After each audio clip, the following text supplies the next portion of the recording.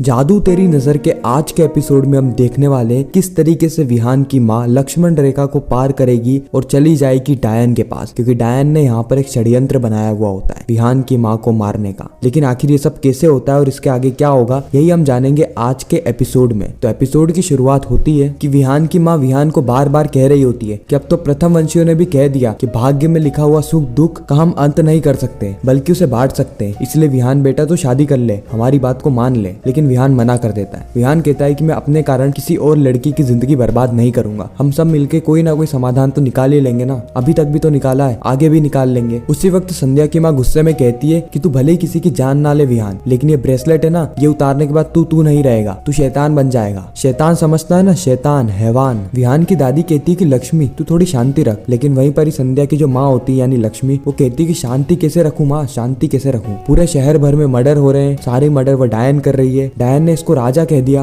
और प्रथम वंशियों ने तो यह तक कह दिया कि कल अमावस की रात को घर में से किसी एक की मृत्यु होगी, यानी वह डायन किसी को मार देगी, और आप अभी भी कह रही है कि मैं शांति रखूं, मैं शांति कैसे रख सकती हूँ। विहान की दादी कहती है कि लक्ष्मी विहान इसी घर का बेटा है, हम उसे अपने से दूर कैसे कर सकते हैं। उसी वक्त लक्ष्मी कहती है कि मैंने कहा कि उसे अपने से दूर कर दो, और विहान के अलावा और भी लोग इस घर में रहते हैं, संध्या, हर्ष, अर्जुन, इनकी भी तो शादी होनी है, और सभी लोगों को तो विहान की शादी की परवाह। क्या गारंटी है कि कल के दिन इस विहान से किसी को भी खतरा नहीं होगा, ये है तो एक डायन का बेटा ना, कल को इसने मुझ पे, इसकी माँ पे, मम्मी जी आप पे, हर्ष पे, अर्जुन पे, किसी पे भी हमला कर दिया तो कौन जिम्मेदार रहेगा। किसी के जाने के बाद हम उसको वापस नहीं ला सकते, और इसका क्या है, ये वापस कड़ा उतार लेगा तो इसको समझ ही नहीं पड़ेगी ये क्या कर रहा है, कैसे कर रहा है, क्यों कर रहा है। कल के दिन भी इसने कितना तमाशा किया था। विहान कहता है कि आप सभी लोग चाची को ऐसे क्यों देख रहे हैं, वो कुछ गलत थोड़ी ना कह रही है, वैसे भी आप सभी के लिए खतरा हूँ, मैंने पहले भी लोगों को चोट पहुंचाई है, उनकी चिंता स्वाभाविक है, मेरे अंदर डायन का खून है। उसी वक्त अर्जुन कहता है कि आपके अंदर डायन का खून है तो हमारे अंदर इंसानों का खून है, फिर भी साथ छोड़ने की बात हम कर रहे हैं, आप नहीं। अर्जुन अपनी माँ यानी लक्ष्मी से कहता है कि माँ आपको क्या लगता है कि इस घर में सब लोग सिर्फ विहान भैया की टेंशन करते हैं, आपकी और हमारी नहीं। लक्ष्मी कहती है कि हाँ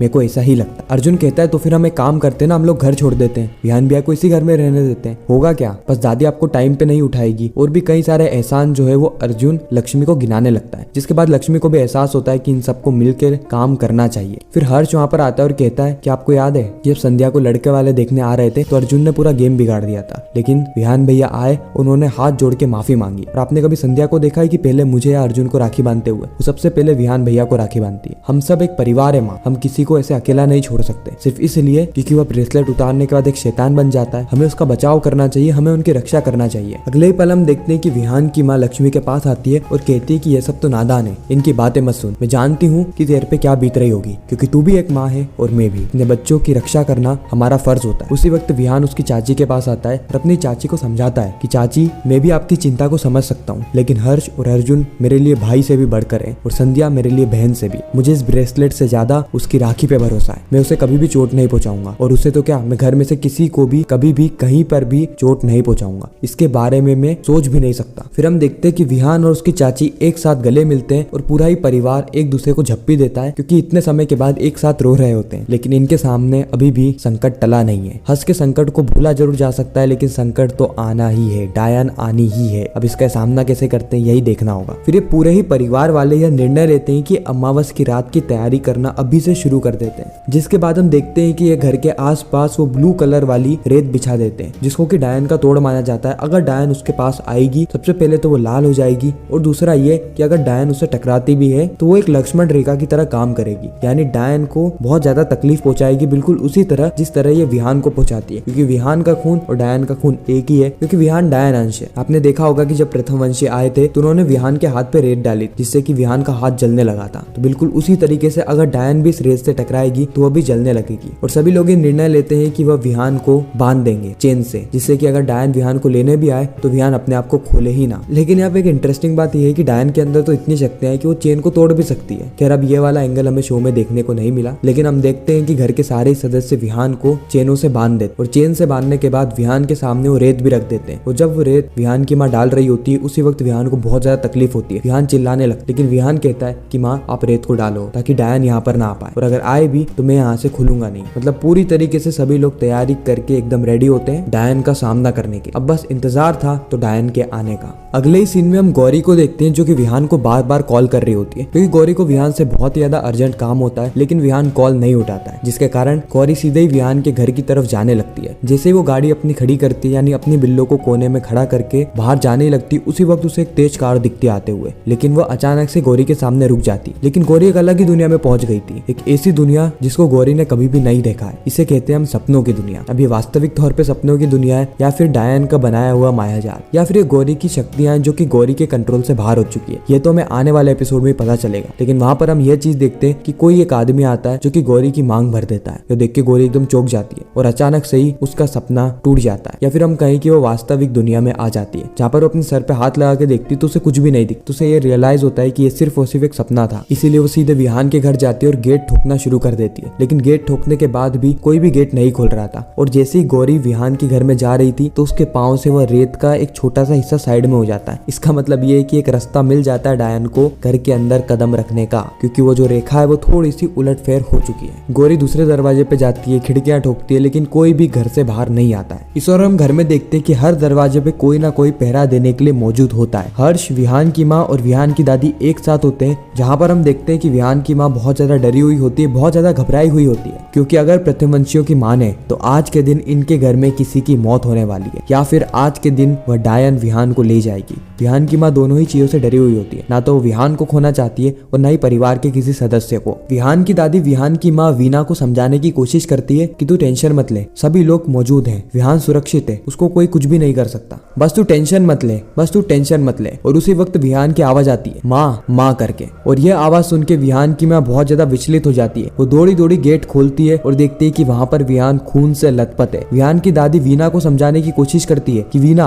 ये सब एक चाल हो सकती है डायन की, पहले हम अंदर विहान को देख कर आते हैं। हर्ष कहता है कि किसी को कहीं पर भी जाने की जरूरत नहीं है, मैं जाता हूँ और विहान भैया को देख कर आता हूँ। इस और हम विहान की माँ को देखते हैं जो कि विहान की ऐसी हालत बर्दाश्त नहीं कर पा रही होती है। उस और जो विहान है वो खून से लथपथ होता है और बार बार अपनी माँ को पुकार रहा होता है कि माँ मुझे बचाइए, मुझे बचाइए। और फिर विहान की माँ विहान की दादी को धक्का दे के सीधे विहान की ओर बढ़ती है और उस लक्ष्मण रेखा को पार कर लेती। जी हाँ, विहान की माँ उस लक्ष्मण रेखा को पार करती है और जैसे ही विहान के पास पहुंचती है, विहान अपना रूप बदल लेता है और डायन अपने वास्तविक रूप में आ जाती है। यानी ये सारी चीजें एक ट्रैप था विहान की माँ को मारने का, जो कि डायन ने रचा था। जैसा कि प्रथमवंशी ने कहा कि आज के दिन किसी न किसी की मृत्यु होगी, इसलिए डायन ने यह रणनीति बनाई कि वो घर के अंदर तो नहीं जा सकती, लेकिन घर से तो किसी को बुला सकती है। और इसका सबसे बड़ा जो उदाहरण था वो विहान की माँ ही थी, क्योंकि वह इमोशनली बहुत ज्यादा कमजोर है विहान को लेकर। उसने जैसे ही विहान को खून से लथपथ देखा, अपनी माँ को पुकारते हुए देखा, तो हर माँ की तरह वह भी अपने बच्चे को बचाने के लिए दौड़ी चली आई, और उस ओर डायन उसके आमने सामने। अब आगे क्या होगा यही हमें जानने को मिलेगा आने वाले एपिसोड्स में। ऐसे ही